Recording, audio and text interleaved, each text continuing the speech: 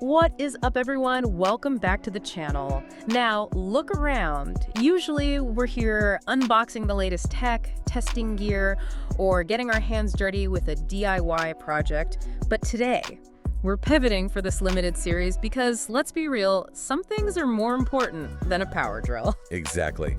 We're diving into a topic that's constantly debated, often misunderstood, and honestly a little intimidating for a lot of guys. We're talking about the first night. Our goal isn't to teach or tell you how to live your life. We're here to teach the mechanics of respect, communication, and how to actually make sure everyone is having a good time. It's about unpacking the how-to of intimacy. So do us a huge favor. Hit that subscribe button and join the community. We've got a lot of ground to cover. Relax, sit back, and enjoy the ride. Let's unpack this. So to kick things off, we really have to rewind the clock a bit. Before anyone even touches anyone else, before your date even walks in the door, we need to talk about the physical and mental environment, the groundwork. Okay, let's unpack this. Because if you think about it like a DIY project, it's basically prepping your workspace, right? Right. Yeah, that's a good way to look at it. Like you wouldn't start a complex build on a workbench that's just covered in old receipts and sawdust and empty coffee cups. You clear the space so you can actually focus. Exactly. The exact same logic applies to your bedroom and your headspace. Setting that physical and mental environment is the crucial prep work. It really is. And, when we talk about physical prep, we're talking about basic hygiene and cleanliness as a functional form of respect. Yeah, the bare minimum stuff. Seriously.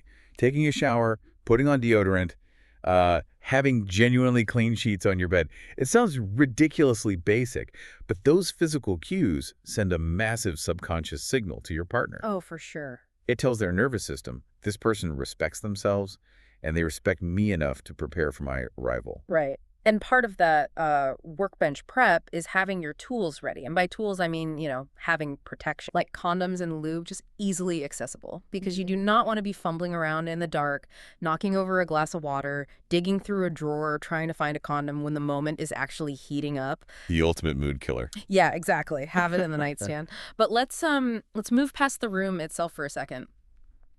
There's a mental prep that has to happen for guys because a lot of us carry a ton of baggage into that room. We really do. The first night needs to be reframed in your mind as an act of connection rather than, a performance. Right. A lot of guys carry this heavy performance anxiety into a new encounter because they've been conditioned by pornography.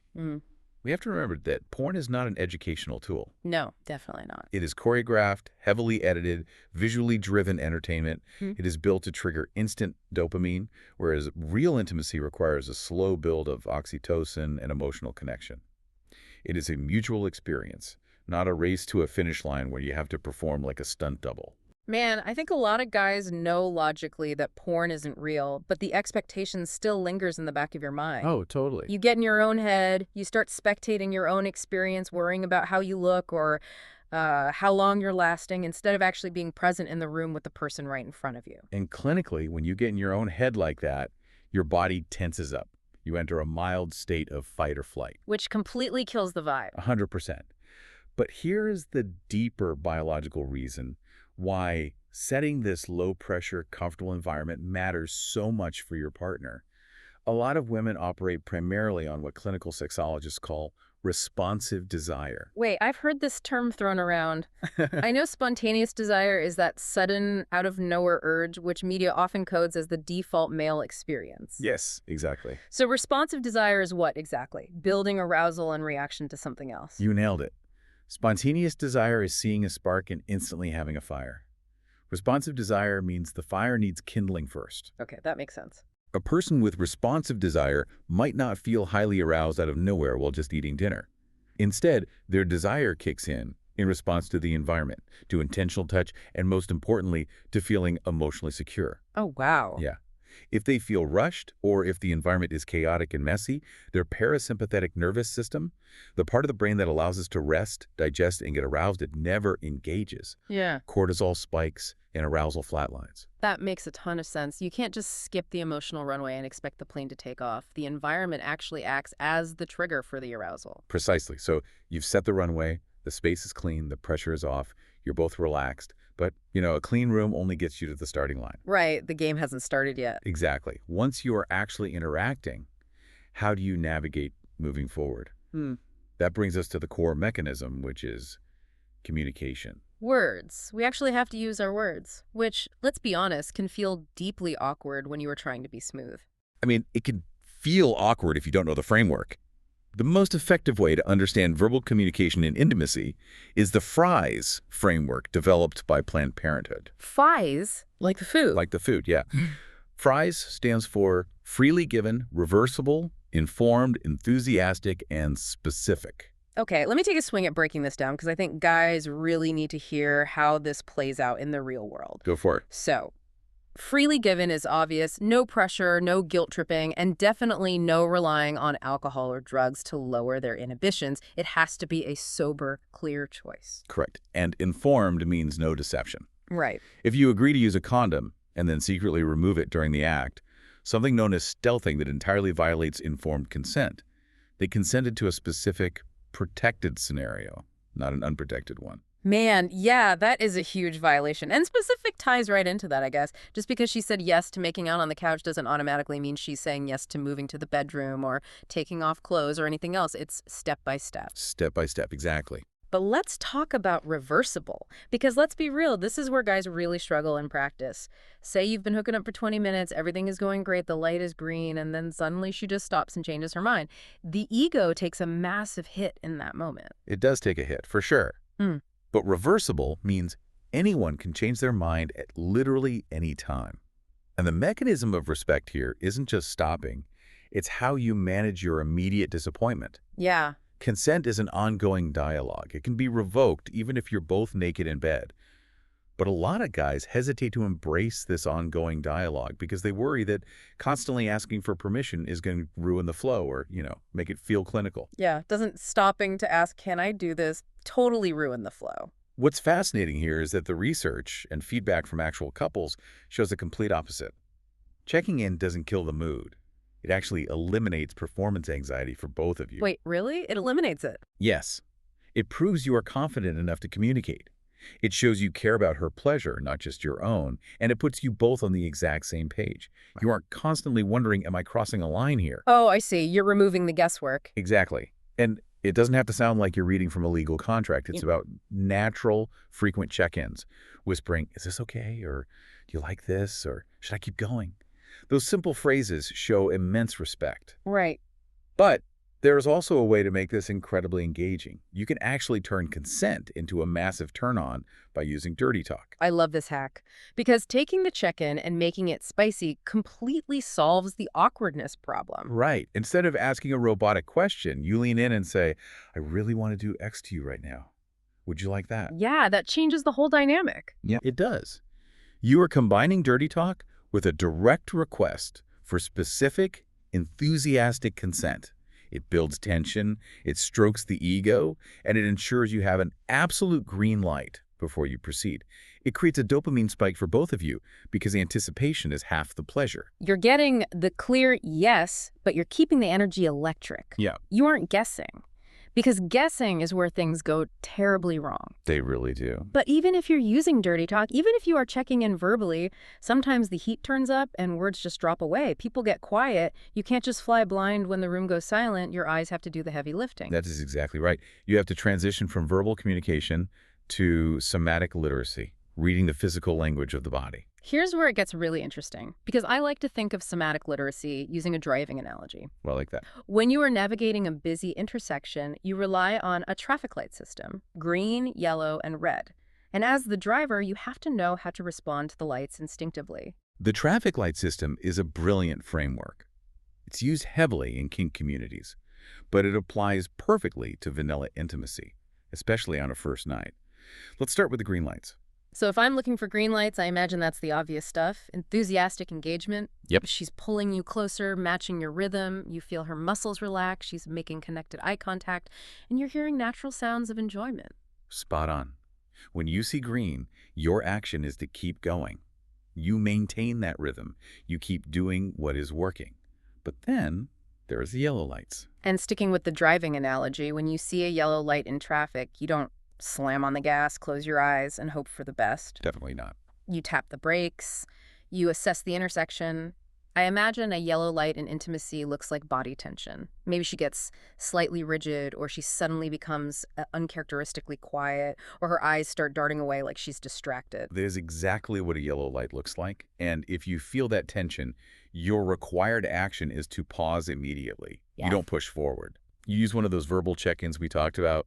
Are you still enjoying this? Or do you want to shift gears? You verbally confirm the status of the light. And then we have the red lights. The hard stop. Yeah. Physically pushing you away, turning away entirely, or crying? Yes, those are active red lights. Oh. But there is another kind of red light that is deeply misunderstood. This raises an important question about how guys interpret passivity. How so?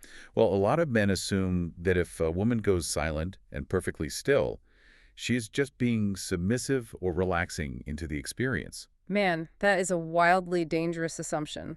Silence is not a yes. It is the opposite of a yes in many cases. We need to talk about the freeze response. The freeze response. Yeah, when we talk about the nervous system responding to a threat, everyone knows fight or flight. But there was a third, equally powerful biological response, freeze. If someone feels overwhelmed, uncomfortable, or suddenly triggered by a past trauma, their amygdala might hijack their brain and literally paralyze their body. It is an evolutionary survival mechanism. They might completely check out mentally, go numb, and lie motionless. Man, the mechanics of that are so crucial to understand. It's not a conscious choice she is making to just let you do your thing. Her nervous system has literally hit the emergency brake, and her motor functions are shutting down to protect her. Precisely. If your partner freezes or goes entirely passive, your action is to stop immediately. You pull back. You offer physical space. Right. You don't just keep going. No. You ask if they need a glass of water. You prioritize their emotional safety without bombarding them with questions. You never, ever assume that a passive, motionless body means they are enjoying it. If the body language is ambiguous in any way, direct verbal inquiry is mandatory. Okay, so the safety mechanics are locked in. You are reading the traffic lights, the communication is clear, and you are getting continuous, enthusiastic green lights. Now we move from the mechanics of safety to the mechanics of pleasure. The fun part. Exactly. How do we actually make sure the experience is amazing for her? If we connect this to the bigger picture, we have to completely dismantle how most guys define sex. Okay, how do they define it? For a massive portion of the male population, sex means penetrative intercourse, full stop. Everything else is just a warm-up act. That entire mindset has to be thrown out the window. Look, I hear you on decentering penetrative sex, but let's be real. Society, media, locker room talk, literally everything conditions guys to see penetration as the finish line of a 100-meter dash. Oh, absolutely. It is deeply ingrained to be goal-oriented. So how do you actively switch off that sprint mentality when your adrenaline is pumping? You do it by looking at the actual biological data of female pleasure. The data. Yeah, the clinical fact is that roughly 80% of women require direct clitoral stimulation to reach a climax. A very small minority of women can climax from penetrative intercourse alone. Wait, 80%? Yes. If you treat intimacy like a race and rush straight to the main event of penetration, you are statistically leaving your partner completely behind. So foreplay isn't a suggestion, and it isn't a preamble. Foreplay is the main event. Exactly. Decentering the penis totally takes the performance pressure off you. It turns intimacy into a collaborative, fun exploration. No. You aren't performing a solo act. You are playing a duet. It's like exploring a new city. How do you mean? Like, if you treat the night like a sprint to a specific landmark, you miss the entire city. You have to wander without an itinerary, explore the side streets, sit at a cafe. The exploration itself is the point. So what does that exploration look like in practice? It looks like sensory discovery. Yeah. Before you ever rush to the heavy stuff, you use gentle, intentional touches across non-genital erogenous zones. Right. The skin is the largest organ in the body, packed with nerve endings. The sources specifically mentioned using fingertips on meridians. Yes. Think about feather-light touches on the back of the neck, behind the ears, tracing the inner thighs, or lightly dragging your fingers across the abdomen. You are treating the entire body like a sensual playground. And what does that do? Biologically, it's incredible. It builds intense anticipation. It floods the brain with dopamine and oxytocin. It makes your partner feel deeply seen, cherished, and desired, rather than just feeling like a physical means to an end. And going back to what we discussed in the very beginning, taking your time feeds directly into that responsive desire. Exactly. You are building the physical arousal by creating an atmosphere of emotional connection and total safety. Right. You are letting her body adjust, relax, and biologically prepare. When you rush into penetration, it can actually cause physical pain, tearing, or severe discomfort for your partner because her body hasn't had the time to naturally lubricate and relax. Yikes. Yeah, that's not good. No. Taking it slow ensures the physical mechanics of her body are fully engaged. So we've covered prepping the environment, mastering the fries communication, reading the somatic traffic lights, and decentering yourself to prioritize her pleasure. We've covered a lot. But to truly master the mechanics of respect, we have to talk about the breaks. We have to talk about what happens when you do all this right, and the answer is still just simply no. This might honestly be the most critical part of this entire deep dive, because how a man handles a no defines his entire character as a partner. So what does this all mean for the guy listening? You've put yourself out there, you're feeling vulnerable, maybe you've prepped the room, and she says no. How does a guy successfully separate his ego from that rejection? The absolute first step is a radical mindset shift. No is a complete sentence. Just no. Just no. It does not require a 5-paragraph essay of explanation. It must be respected instantly. There's no room for negotiation, no debate, no guilt-tripping, no dramatic sighing, and absolutely no pouting. Pouting is such a relationship killer. It's worse than a relationship killer. It is a subtle form of emotional coercion. If you withdraw affection, go cold, or get moody because you were rejected, you are actively punishing your partner for having a bodily boundary. Oh, wow. I never thought about it like that. Yeah, you are making it emotionally unsafe for them, to be honest with you. So how do you protect the ego without getting defensive? By entirely depersonalizing the rejection. You have to logically understand that sexual rejection is rarely about your physical attractiveness or your inherent value as a man. What is it about then? It is almost always about her current bandwidth.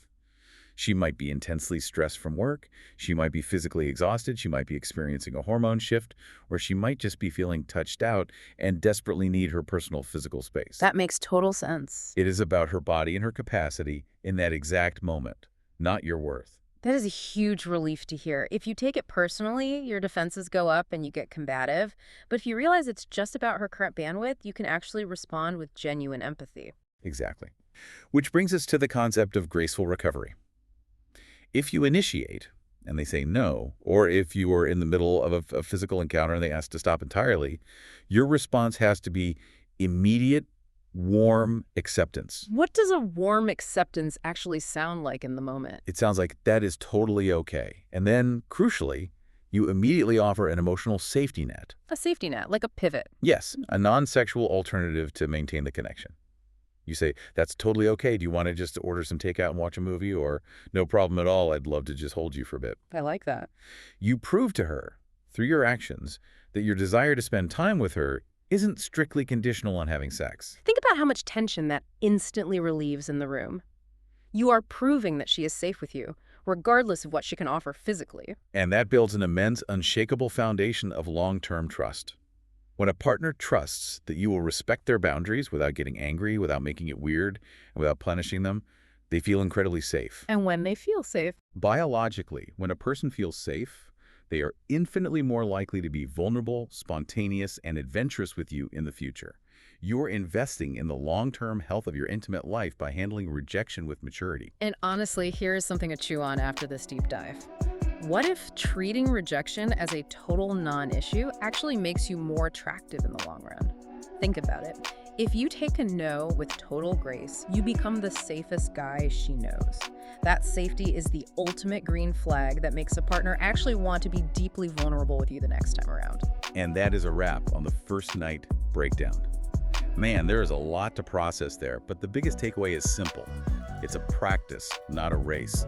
You've got to be present, you've got to listen, and you've got to remember that no is a full sentence. No means no every single time. I hope you guys enjoyed this episode. There is a lot to practice in. If you're enjoying this limited series, subscribe to the channel so you don't miss the next deep dive. Take these tips, keep it respectful, and we'll see you in the next one.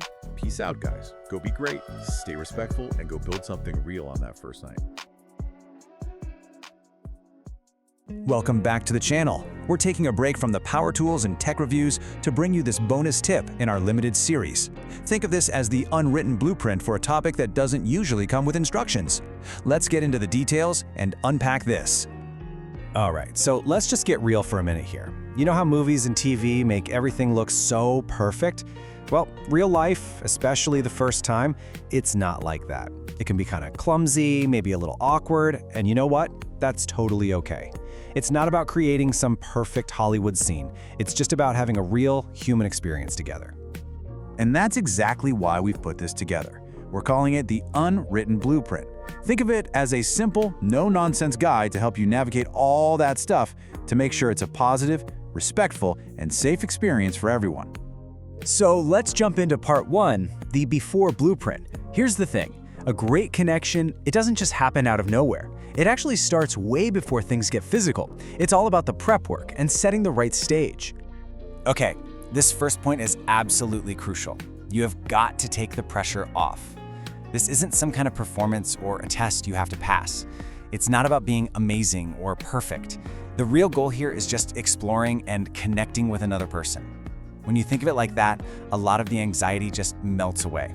For both of you. All right, so a little prep goes a long, long way. Here's a super simple checklist. Number 1, personal hygiene. I mean, it's just a basic sign of respect, right? Freshen up. Number 2, have protection ready. Super important. Have condoms, lube, whatever you need right there and easy to grab. And number 3, and this is a big one, talk about it beforehand. Seriously, talking about boundaries when you're not in the heat of the moment, it builds so much trust and just makes everything go smoother.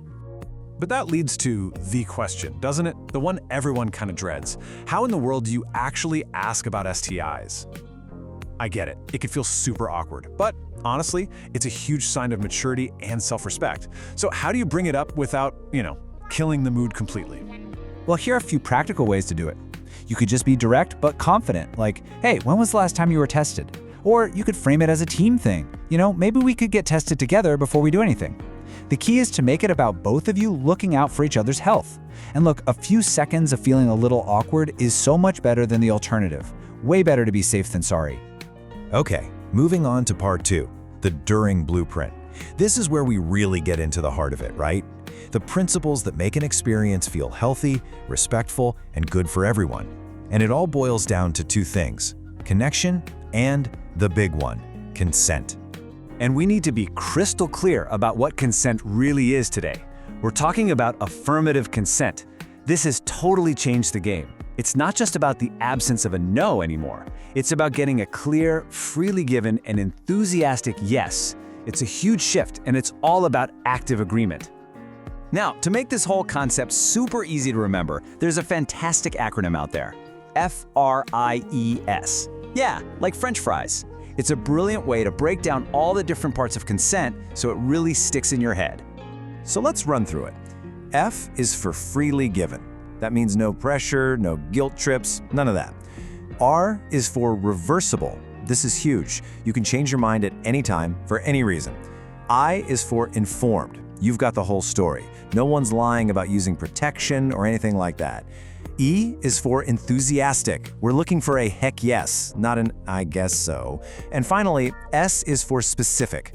Just because you say yes to kissing, that doesn't mean you've said yes to anything else. And this chart here really puts it into perspective. Look at that what consent is not column, because it's filled with really dangerous myths.